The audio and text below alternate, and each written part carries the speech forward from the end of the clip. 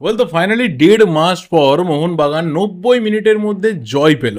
Last 8 অগাস্টের Durand কাপের ম্যাচে মোহনবাগান সেই যে 6-0 রেজাল্ট আমাদের সামনে নিয়ে এসেছিল, ঠিক তার 1.5 মাস পরে আজকে কিন্তু মোহনবাগান আইএসএল এ প্রথম জয় পেল। সেই নর্থ ইস্ট ইউনাইটেড এফসি যারা কলকাতাতে এসে ডুরান্ড কাপের ফাইনালে মোহনবাগানকে হারিয়ে গেছিল, এবং আজকেও শুরু থেকে এটা প্রমাণ করার চেষ্টা করছিল বারবার করে যে এই নর্থ ইস্ট ইউনাইটেড এফসি কিন্তু এইবারে changed north east United FC, এবং তারা সেইভাবে খেলেছে। একটা অসাধারণ ম্যাচ আমরা দেখেছি। যতবার মোহনবাগান পিছিয়ে পড়েছে ততবার মোহনবাগান কামব্যাক করেছে এবং ফাইনালি উইনার বার করে এনেছে।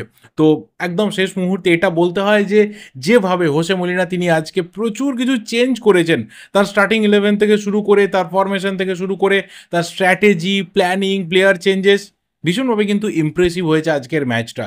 আজকের ম্যাচের রেজাল্ট যাই হোক না কেন, যদি এই রেজাল্ট নাও হতো তাহলেও আমি এই পজিটিভ দিকগুলোকে নিয়ে নিশ্চিতভাবেই কথা বলতাম যে কিছুটা চেঞ্জ আজকে আমরা অন্ততপক্ষে আজকে দেখতে পেয়েছি। সো টোটাল ম্যাচটা নিয়ে কথা বলা যাক, যেখানে অবশ্যই ভালো ভালো গোল দেখেছি, ভালো ভালো মোমেন্টস দেখেছি, কন্ট্রোভার্সি দেখেছি, সব কিছু নিয়ে প্রত্যেকটা টু দ্য পয়েন্টে কথা বলার চেষ্টা করব। দেখো, ফার্স্ট অফ অল দুটো টিমের স্টার্টিং 11। একদিকে নর্থ ইস্ট ইউনাইটেড এফসি, তারা তাদের বেস্ট লাইন আপকে নামিয়েছিল। অল অ্যাটাকিং যে একটা স্ট্র্যাটেজি রয়েছে পেদ্রো বেনালি, সেটা শুরু থেকে দেখা গেছিল, এবং সেখানে তিনি নিজের যে স্ট্র্যাটেজি রয়েছে, নিজের যে পুরো ট্যাকটিক্স রয়েছে, সেটাকে বোঝাতে শুরু করে দিয়েছিলেন যে কোনোভাবে পিছিয়ে থাকার ব্যাপার না, একদম শুরু থেকে ফুল অ্যাটাকে খেলা হবে। উল্টো দিকে কিন্তু মোহনবাগানও পিছিয়ে ছিল না। যে স্টার্টিং 11টা ছিল, বেঞ্চে দুজন সেন্টার ফরওয়ার্ডকে বসিয়ে ফলস নাইন দিয়ে হোসে মলিনা যখন শুরু করছেন, তখনই বোঝা গেছিল যে আজকে কিন্তু ট্যাকটিক্স পুরো ডিফারেন্ট রয়েছে। আজকে আমরা একটু অন্যভাবে মোহনবাগানের খেলা দেখব। শুরু থেকে আমরা অ্যাটাকিং ফুটবল দেবো। একদম শুরুতে একদম 2-2.5 মিনিটের মধ্যে কিন্তু মোহনবাগান লিড নিতে পারতো, সেরকম একটা সিচুয়েশন তৈরি হয়েছিল। বাট দেখা গেল যে উল্টো দিকে সিচুয়েশন ঘুরে যাচ্ছে, এবং ফাইনালি একদম খেলার শুরুতেই কিন্তু উল্টো দিকে নর্থ ইস্ট ইউনাইটেড এফসি তারা লিড নিয়ে নিল ওই টাইম বিংটার মধ্যে, এবং সেখানে দাঁড়িয়ে একটা বড় চাপের জায়গা তৈরি হয়ে গেছিল। কারণ যেভাবে ডিফেন্সটা ওখানে এক্সপোজ হয়ে গেছিলো, এবং যেখানে ডিফেন্সিভ ব্লকার রোলটাতে আমরা থাপা বা আপুইয়াকে দেখতে চাইছিলাম যে ওখানে কোথাও বলটাকে ক্লিয়ার করবে, কিন্তু সেখান থেকে মোহাম্মদ আলী বেমামের একটা অসাধারণ ভলিতে কিন্তু গোলটাকে ফিনিশ করে। কিন্তু তার সেই লিডটা বেশিক্ষণ স্টে করেনি। 10 মিনিটের মধ্যে কিন্তু দীপেন্দু বিশ্বাস মোহনবাগানের হয়ে সিনিয়র ফুটবলে প্রথম গোল পেল, এবং মোহনবাগানকে প্রথম গোলটা এনে দিল। এই জায়গাতে দাঁড়িয়ে ম্যাচ কিন্তু পুরো ওপেন ছিল, পুরোপুরি ওপেন ছিল। দুটো টিমই অল আউট অ্যাটাকে গেছে, বারবার করে দুটো টিমের ডিফেন্সের ওপর প্রেসার বেড়েছে, অ্যাটাকে ভ্যারিয়েশন দেখা গেছে, সেট পিসে ভ্যারিয়েশন দেখা গেছে, এবং মোটামুটি দুটো টিমের যে কোথাও একটা ক্লিয়ার স্ট্র্যাটেজি রয়েছে যে পিছিয়ে থাকা যাবে না, যেভাবেই হোক না কেন লিড আমাকে নিতে হবে, সেটা কিন্তু পরিষ্কার বোঝা যাচ্ছিল। এবং ঠিক তারপরে একটা বিউটিফুল কাউন্টার অ্যাটাক আমরা দেখেছিলাম। অন্ততপক্ষে এতদিন অবধি যতগুলো ম্যাচ আমরা আইএসএলে দেখেছি, বা টোটাল ইন্ডিয়ান ফুটবলে যা দেখেছি, ডুরান্ড কাপ হয়ে গেছে, অন্যান্য টুর্নামেন্ট হয়েছে, আমি অ্যাটলিস্ট বলতে পারি যে আজকের যেটা নর্থ ইস্টের সেকেন্ড গোলটা যখন ওরা লিড নিল, ওই গোলটা আমার দেখা এই সিজনের এখনও অবধি সেরা কাউন্টার অ্যাটাকিং গোল। যে জায়গা থেকে অ্যাটাকটা স্টার্ট হয়েছে নর্থ ইস্টের ডিফেন্সিভ লাইন থেকে, ঠিক তার আগের মুহূর্তে কিন্তু গ্রেগ স্টুয়ার্ট গোল করতে পারতো। তো এন্ড টু এন্ড কিন্তু অ্যাটাক হয়েছে, এবং ওখান থেকে অ্যাটাকটা স্টার্ট হওয়ার পর যে জায়গাতে ফিনিশ হয়েছে, সেখানে জিতি নেমেস, গুইলেরমো এবং অবশ্যই স্কোরার আলাদিন আজারি, প্রত্যেকের ক্রেডিট কিন্তু সেম। জিতিনকে যেভাবে প্রথমে আলাদিন বলটা দিয়েছে, যে জায়গা থেকে ও থাপাকে কাটিয়েছে, যেখান থেকে বলটাও মাইনাস করেছে আলাদিনের জন্য, এবং যেখানে খুব ক্লিয়ারলি গুইলেরমো কিন্তু একটা ফলস দিয়েছে, ওকে ফলস একটা মাইনাস করেছে, এবং সেখানে আলাদিন আজারে একটা বিউটিফুল ফিনিশ করেছে। তো ন্যাচারালি কিছু করার ছিল না মোহনবাগান ডিফেন্সের। আমি বলবো না যে ওখানে ডিফেন্সিভ খুব একটা ল্যাক দেখা গেছে, খুব একটা ফল্ট কিছু চোখে পড়েছে, কিচ্ছু করার নেই। মানে এটা সব থেকে স্ট্রংগেস্ট ডিফেন্সিভ লাইন আপের বিরুদ্ধেও যদি এই কাউন্টার অ্যাটাকটা হতো, সেটাও কিন্তু ফিনিশ হতো। হ্যাঁ, মোহনবাগানের এই ডিফেন্সিভ লাইনটা আইএসএল এর সব থেকে স্ট্রংগেস্ট নয়, বাট স্টিল আবারও বলছি, যদি কোনো স্ট্রংগেস্ট টিমের এগেনস্টও হতো, তাহলে কিন্তু এই গোলটা একইভাবে হতো, একইভাবে ফিনিশ হতো। কারণ এখানে অ্যাটাকারদের তোমাকে ক্রেডিট দিতে হবে। এবং এখানে যখন ম্যাচটা গিয়ে রিচ করলো, তখন মনে হলো যে বোধহয় আবারও আজকে একটা খারাপ অবস্থার দিকে এগিয়ে যাচ্ছে মোহনবাগান। আবারও হয়তো এবার স্ট্র্যাটেজিতে ধীরে ধীরে মলিনা নিজেকে গুটিয়ে ফেলবেন। নতুন কোনো প্ল্যান আমরা দেখতে পাবো না, যেমনই বেঞ্চে স্ট্রেন্থ থাকুক না কেন। কোথাও দাঁড়িয়ে কিন্তু নর্থ ইস্ট আরও বেটার খেলতে পারে, ওরা আরও ঝাঁঝ বাড়াতে পারে এবং 2-1 লিডটা থেকে ওরা অন্তত ফার্স্ট হাফে যা খেলছিল 3-1 লিডে নিয়ে যেতে পারে, এরকম একটা সিচুয়েশন ওরা তৈরি করতে পারে। বাট হ্যাঁ, এরপর যখন সেকেন্ড হাফ স্টার্ট হলো, কোথাও মোহনবাগান কিন্তু শুরু থেকে অ্যাপ্রোচ আবার দেখাতে শুরু করলো যে somehow we have to win, but first have to equalise. এবং এখানে দাঁড়িয়ে যখন শুভাশিস বোসের গোলটা এলো, সেটা কিন্তু ভীষণভাবে একটা কন্ট্রোভার্সি তৈরি করেছে এখনও অবধি, যে গোলটা ছিল কি ছিল না, রেফারি ওখানে ফাউল দিতে পারতো কি পারতো না, গোলকিপারের হাতে পুরোপুরি বল গেছিল কি যায়নি, পুরো বিষয়টা নিয়ে কিন্তু ডিবেট চলছে এবং সেটা চলাটা খুব স্বাভাবিক ব্যাপার। কারণ আমাদের এখানে ইন্ডিয়ান রেফারিরা যে ধরনের ডিসিশনস নিয়ে থাকেন, সেখানে কিন্তু এই রকম মানে যখন কন্ট্রোভার্সি তৈরি হয়ে যায় সেটা নিয়ে মানুষ কথা বলে। বাট যতটুকু রিপ্লে দেখেছি, যত বারবার রিপ্লে দেখিয়েছে, সেখানে পরিষ্কার একটা জিনিস বোঝা যাচ্ছিল যে 100% কিন্তু গুরমিতের হাতে বল রিচ করেনি। বলটা 50-50 ছিল, গুরমিতের হাতের কাছে বল ছিল এবং সেখানে শুভাশিস বোসের কাছেও কিন্তু 50% চান্স ছিল বলটাতে ও জাস্ট ট্যাপ ইন করে এবং গোলের মধ্যে চলে যায়। হ্যাঁ, অবশ্যই ভিএআর টেকনোলজি থাকলে এখানে রেফারি কী ডিসিশন নিতেন সেটা অন্য ব্যাপার। এখানে কাকে অ্যাডভান্টেজ তিনি দিতেন ভিআরকে চেক করার পর, টেকনোলজি জাজ করার পর, সেটা অন্য ব্যাপার। বাট যেহেতু বৃষ্টি পড়ছিল, এমন একটা সিচুয়েশন হয়েছে পুরো জায়গাটা কিন্তু ঘেঁটে গেছিল, তো সেখানে রেফারির কাছে কিন্তু ক্লিয়ার ভিউ ছিল না। পুরো রেফারিকে দোষ দিলে চলবে না, আমাদের এখানে টেকনোলজির অভাবটা রয়েছে। টেকনোলজি যদি এখানে থাকতো তাহলে হয়তো আমরা আরও ক্লিয়ার বুঝতে পারতাম যে অ্যাডভান্টেজটা কার পাওয়ার দরকার। যদি গোলকিপারকে অ্যাডভান্টেজ দিয়ে রেফারি এখানে ফাউল দিতেন, তাহলেও আমার কিছু বলার থাকতো না, আমাদের কারোর কিছু বলার থাকতো না। আবার রেফারি এই ক্ষেত্রে স্কোরারকে অ্যাডভান্টেজ দিয়েছে, যেহেতু বলটা পুরোপুরি গোলকিপারের হাতে গ্রিপ হয়নি। তো এই গোল অবশ্যই কন্ট্রোভার্সিয়াল গোল, বাট যেহেতু আলটিমেট এখানে রেফারি মোহনবাগানের পক্ষে বা শুভাশিস বোসের পক্ষে গোলটা দিয়েছে, তো সেই ক্ষেত্রে ভ্যালিড গোল আপাতত। বাট হ্যাঁ, আবারও বলছি এটা কন্ট্রোভার্সিয়াল গোল, এটা নিয়ে ডিবেট হতে পারে, এটা নিয়ে একটা সুস্থ ডিবেট হতে পারে, যেহেতু আমাদের রেফারিং বা আমাদের এখানে টেকনোলজির বিরাট বড় একটা ল্যাকিং বা প্রবলেম রয়েছে। এবার এই জায়গা থেকে যখন মোহনবাগান ইকুয়ালাইজ করলো, ভীষণভাবে বৃষ্টির স্নাত একটা সন্ধ্যেবেলা, এবং সেখানে মনে হচ্ছিল যে আবার কিছু চেঞ্জেস আসতে পারে।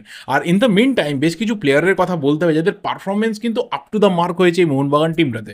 যেমন ফার্স্ট অফ অল টম অলরেড এবং দীপেন্দু বিশ্বাসের যে ডিফেন্সিভ পেয়ার ভীষণভাবে কিন্তু স্ট্রং ছিল। অবশ্যই আশিস রায়ের খেলা নিয়ে প্রশ্ন উঠবে, কিন্তু টম অলরেড, দীপেন্দু এবং শুভাশিস আজকে ওদের পারফরমেন্স নিয়ে খুব একটা প্রশ্ন তোলার জায়গা নেই।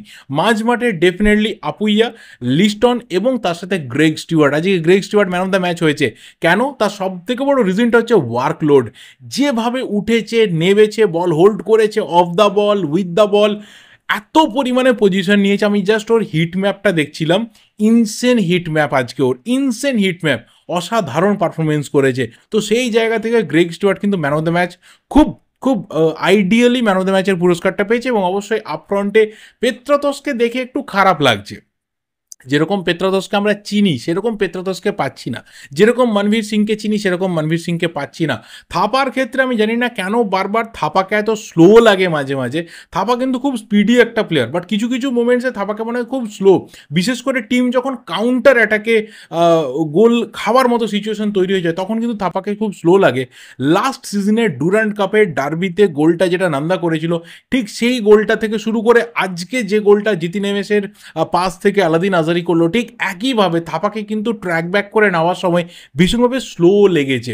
এই মুভমেন্টগুলো কিন্তু বলে দেয় যে আমাদের ইন্ডিয়ান প্লেয়ারদের ফিটনেস ভীষণভাবে কিন্তু ইম্প্রুভমেন্টের দরকার রয়েছে। যখন তুমি বিদেশি প্লেয়ার বা তোমার থেকে ফাস্টেস্ট কোনো উইঙ্গারকে তুমি ফেস করছো, তো সেই জায়গাতে ফিটনেস কিন্তু একটা বিরাট বড় ম্যাটার হয়ে দাঁড়ায়। অ্যান্ড অবভিয়াসলি চেঞ্জে না বা জেসন কামিংস বলো বা চেঞ্জে না বা কিছু মিনিটসের জন্য জেমি ম্যাকলারেনের কথা বলো, ইমপ্রেসিভ যে জায়গা থেকে কামিংস ফিনিশটা করেছে, একজন বক্স স্ট্রাইকারের আদর্শ ফিনিশ হয়েছে। যেভাবে সাহাল আব্দুল সামাদ, হ্যাঁ অবভিয়াসলি সাহাল আব্দুল সামাদের কথা বলতে হবে, নামার পরে কিন্তু দুটো উইং ধরে দৌড়েছে, মাঝখান থেকে রান নিয়েছে, প্রচুর বল থ্রু দিয়েছে, পাস করেছে। যে জায়গা থেকে কামিংসকে বলটা বাড়িয়েছিল, কামিংসোচিত এই ওয়ার্ডটা বেরিয়ে আসবে বাংলা নতুন করে, কামিংসোচিত একটা ফিনিশ ছিল এবং সেখান থেকে মোহনবাগান ফাইনালি 3 গোলের লিডটা নেয়। এবং ম্যাচ থেকে 3 পয়েন্ট মোহনবাগান আর্ন করে। আর এর আগে কিন্তু প্রচুর গোলের চান্স তৈরি হয়। নর্থ ইস্টের ক্ষেত্রে পোস্ট বাধা হয়ে দাঁড়িয়েছে, নর্থ ইস্টের ক্ষেত্রে বিশাল কাইতের দুটো হাত মোহনবাগানের গোলের সামনে বাধা হয়ে দাঁড়িয়েছে।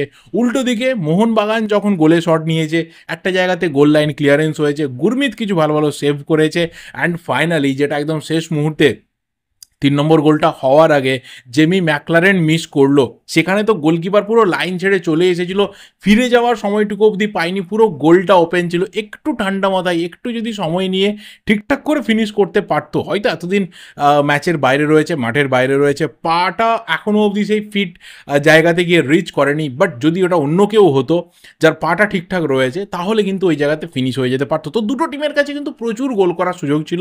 এই ম্যাচটা হয়তো আমরা 3-2 রেজাল্টে দেখলাম, এর থেকেও যদি বেশি রেজাল্টে হতো, যে 4-2, 4-3, 5-3 এরকম কিছু একটা রেজাল্ট, 5-4 এরকম একটা বহুত বড় একটা রেজাল্টেও শেষ হতো না, তাহলেও কোথাও অবাক হওয়ার থাকতো না। কারণ দুটো টিম তারা স্ট্র্যাটেজিক্যালি শুরু থেকে শেষ অবধি কিন্তু অল অ্যাটাকিং ফুটবলটা খেলেছে। অ্যান্ড একটু আমি নর্থ ইস্টকে নিয়ে কথা বলতে চাই, কারণ ভীষণভাবে ইমপ্রেসিভ লাগছে টিমটাকে।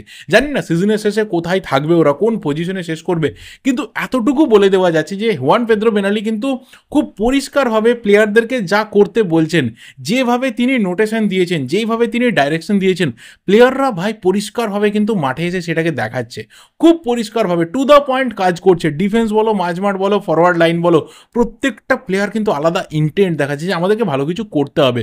ডুরান্ট আমরা চ্যাম্পিয়ন হয়েছি, প্রথম আমরা সিলভার ওয়্যার জিতেছি, সেটাকে এখানে থামিয়ে রাখলে চলবে না, we have to do something more better.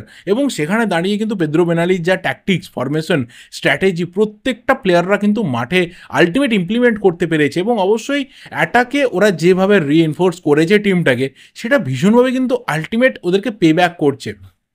পার্থিবের মতো প্লেয়ার যে সেন্সেশনাল ছিল লাস্ট সিজনে, তাকে জিতিন এমএস বেঞ্চ করে দিয়েছে। তো এই জায়গাতে বোঝায় যে ওদের আপাতত স্ট্রেংথ কী রয়েছে, ব্যাকআপ কীরকম রয়েছে, কী লেভেলের কোয়ালিটি রয়েছে। আর উল্টো দিকে যদি হোসে মলিনার কথা বলি, তাহলে আজকে যদি এই রেজাল্টটা 3-2 মোহনবাগান নাও জিততো, মোহনবাগান যদি 2-2 করতো, মোহনবাগান যদি 2-1 হারতো, বাট স্টিল আমি এই পজিটিভ পয়েন্টস নিয়ে কথা বলতাম। ফার্স্ট অফ অল হচ্ছে তার 4 ব্যাক সিস্টেমে ফিরে যাওয়া।